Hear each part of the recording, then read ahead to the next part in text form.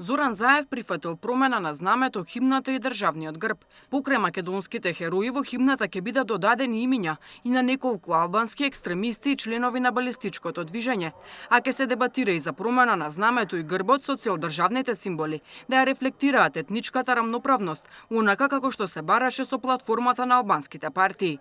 Заев има прифатено веројатно се или блиску до се, освен оние работи за кои што му треба двотретинско мнозинство, а двотретинско мнозинство без ВМРО ДПМН немаат.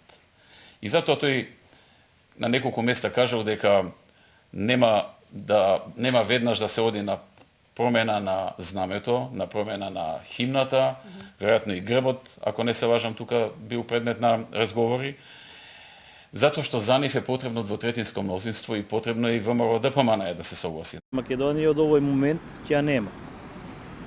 Со воведување на двојазични банкноти, воведување на двојазична армија, двојазична полиција, двојазично судство, двојазична настава, еднојазично казнување на граѓаните што нема да зборат друг јазик. Кон што води тоа? Кон уништување на Македонија.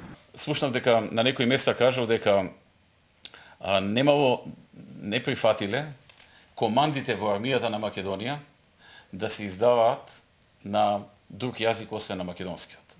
Тоа е затоа што за такво нешто потребна е промена на законот за армијата на Република Македонија, кој што е двотретински закон и за кој што повторно мора да гласа ВМРО ДПМН.